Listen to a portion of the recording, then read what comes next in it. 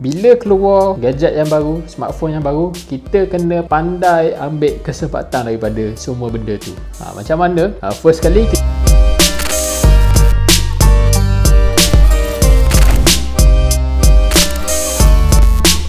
Hai, bertemu lagi kita dalam video yang seterusnya. Untuk hari ini kita akan bercerita berkenaan dengan Shopee lagi. Macam sebelum ni aku ada buat dah beberapa video sebenarnya. Yang tu berkenaan dengan apa dia aku buat. Satunya berkenaan dengan teknikal pun ada aku buat, berkenaan dengan teknik kolam pun ada aku buat juga. Kali ni kita nak tengok satu lagi strategi, yang mana strategi ni kita boleh buat dekat YouTube lah. Jadi maknanya untuk teknik ni kita boleh buat dua dalam satu lah. Satunya kita boleh buat sale dekat Shopee, dan yang keduanya kita boleh buat konten dekat YouTube. Jadi kali ni kita akan buat konten berkenaan dengan gadget. Mungkin ada tertanya-tanya kan, macam mana nak buat gadget lah? Bukan ke kita kena beli dulu smartphone ataupun kamera ke? Benda tu perlu modal yang besar. So kalau nak beli tu memang kena kumpul duit dulu lah orang kata kan. Jadi sebenarnya tak perlu beli pun untuk kita buat video, untuk kita buat konten ni tak perlu beli pun sebenarnya. Teknik dia senang aja. Okay, yang pertama kita kena kaji produk yang trending. Contohnya smartphone, mungkin 3 bulan sekali lah, 3 bulan sekali dia akan keluar model baru. Tak kisah lah smartphone ke kamera ke. 3 bulan macam tak pernah sabar je kan.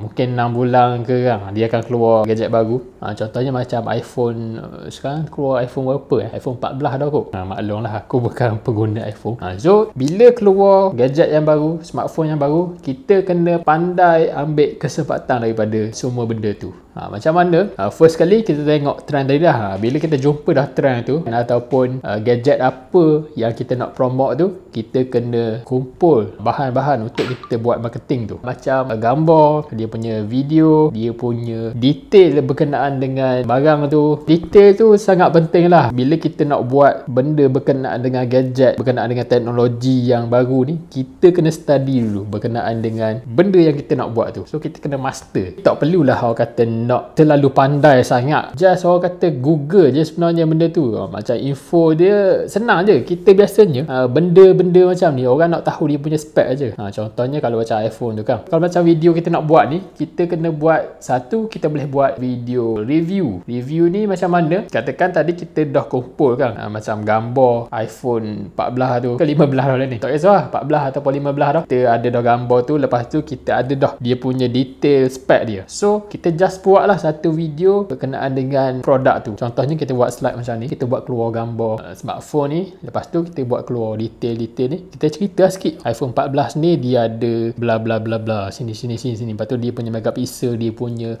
kualiti video, dia punya processor bla bla bla lah. Kita baca balik je detail yang dia orang bagi tu, kita buat dalam bentuk slide. Tapi kalau korang lagi kreatif, korang tengoklah macam mana korang boleh buat dengan benda-benda tu semua. So tak perlu nak beli pun sebenarnya barang-barang tu untuk kita buat review. Kita just ambil detail yang berada dalam internet tu, kita ambil, kita buat video je. Gitu je konsep dia. Cuma kita kena pandai twist lah macam mana kita nak buat konten tu supaya bila orang tengok tu taklah mengantuk sangat kan. So tadi yang pertama kita dah buat video berkenaan dengan review produk tu kan. Yang kedua pula kita boleh buat comparison, perbandingan antara model yang latest dengan yang sebelum ni. Katakan kalau sebelum ni iPhone 13, lepas tu kita buat orang kata perbandingan lah, sebelah menyebelah. Kita buat lah keluar satu iPhone yang latest macam ni. Lepas tu kita buat keluar detail-detail dia, perbandingan dia pula kita buat keluar lagi yang sebelum ni. Jadi orang yang tengok video ni boleh nampak lah perbezaan dia macam mana, apa yang ada, apa yang dia orang menambah baik apa semua kan. Jadi dalam benda ni memang kena kreatif lah. Dan kalau boleh video yang kita nak buat ni, kalau boleh kena tunjuk muka kita seeloknya lah. Sebab macam aku kata tadi, kita nak buat dua dalam satu. Satunya kita nak buat untuk kita punya sale dekat affiliate Shopee, dan satu lagi kita nak buat konten dekat YouTube. Bila bercerita berkenaan dengan YouTube ni, kita kalau boleh tambah lah orang kata apa, sekadar buat video sahaja, lepas tu post. Kalau boleh kita nak tarik juga kita punya follower, kita nak buat juga income dekat kita punya YouTube. So bila kita nak buat income dekat kita punya YouTube ni, cara bekerja kita pun kena bersungguh sikit. Janganlah orang kata buat macam slide gitu je lepas tu letak. Sebab kalau macam dulu okey kalau kita buat video gitu, tapi sekarang setahu aku YouTube ni memang dia nak dia review kita punya channel tu berdasarkan apa orang panggil Dia nak tengok juga kita punya originality tu. Dia nak tengok kita punya muka.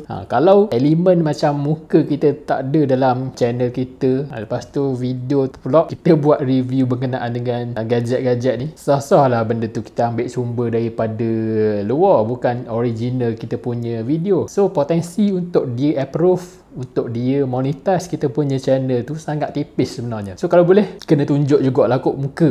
Buat macam aku buat ni pun okey juga. Ada green screen, lepas tu buat keluar detail smartphone gini. Lepas tu cerita lah sikit. So tu salah satu idea lah macam mana kita nak buat. Jadi mungkin korang tertanya-tanya kan, mau boleh lah buat mau pandai guna Adobe Premiere Pro, mau pandai edit video. Bagi aku tak semestinya kita kena pandai guna software Premiere Pro, benda-benda semua. Sebab sekarang ni pun kalau untuk macam kita nak buat slide yang cantik, video yang boleh tahan okey, tak perlu nak guna professional software ni semua pun kita boleh buat dah sebenarnya. Banyak dekat Google korang boleh carilah, korang boleh tengok juga dekat YouTube lah. Software apa yang bagus untuk kita edit video, software apa yang bagus untuk kita buat slide gambar supaya menarik tu. Memang banyak sebenarnya dekat YouTube ada aja. Macam gambar kita nak jadikan sebagai slideshow, aku suka guna software ProShow Gold. Software tu sangat bagus bagi aku kalau korang nak buat slide apa semualah. Okay, jadi benda ni aku rasa tak jadi isu sangat pun. Kalau macam kita tak pandai nak edit gambar, benda ni kita boleh belajar sebenarnya. Macam aku sendiri pun, aku tak pandai sangat guna Premiere Pro ni. Memang aku tak masuk kelas, aku tak belajar offline punya ni lah untuk guna software editing yang Premiere Pro ni lah. Aku just tengok YouTube je sebenarnya. Macam aku tengok satu efek ni, orang buat efek macam macam ni, aku akan carilah macam mana nak buat efek gini. Aku akan cari dekat YouTube. Tu cara macam mana aku belajar edit video lah, daripada basic kepada sekarang nak kata pandai, tak lah pandai sangat, tapi boleh lah edit macam nampak okey sikit lah.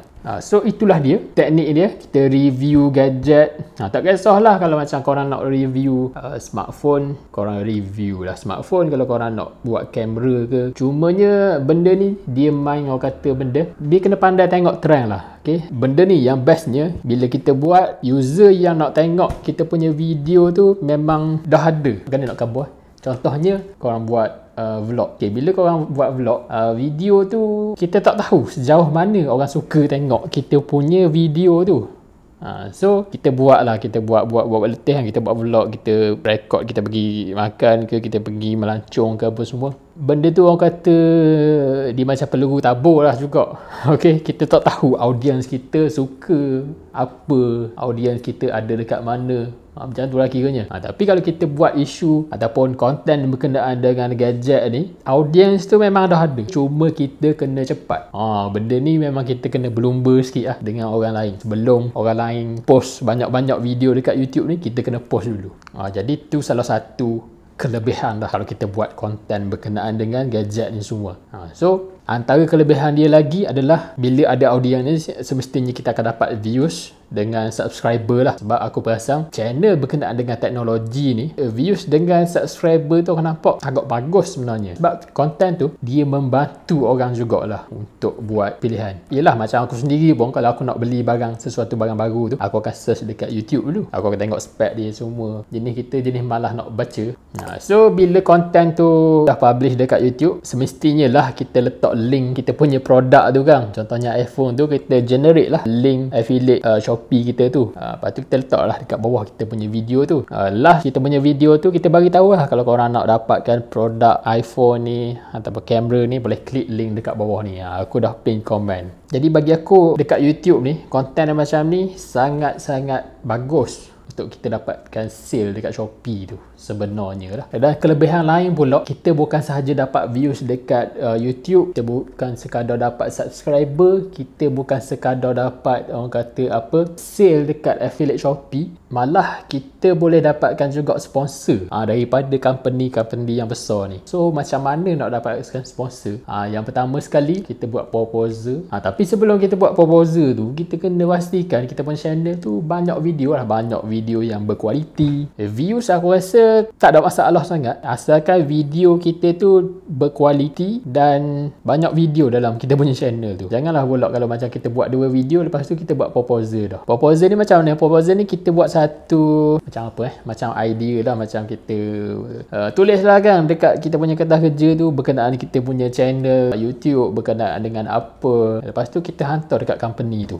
Contohnya kalau kita nak promote kamera ke kan, kamera Sony, kita hantarlah proposal tu dekat Sony, kita bagi tahu yang kita ada channel review berkenaan ni. So kita cuba minta sponsor. Untuk sponsor tu kalau macam dia nak bagi duit untuk permulaan ni mungkin susah sikit. Jadi kita cuba buat win-win situation. Win-win situation ni macam mana? Kita bagi tahu dia kita nak pinjam dia punya barang tu, kita nak buat review. Tapi kalau dia nak bagi barang tu lagi comel sebenarnya. So benda ni bergantung kepada kita punya kualiti video juga sebenarnya. Kualiti video dan kualiti kita punya channel tu. Kalau kita banyak subscriber, lepas tu setiap video kita ada banyak views, kebanyakan dia orang ni akan bagi tu barang tu dekat kita.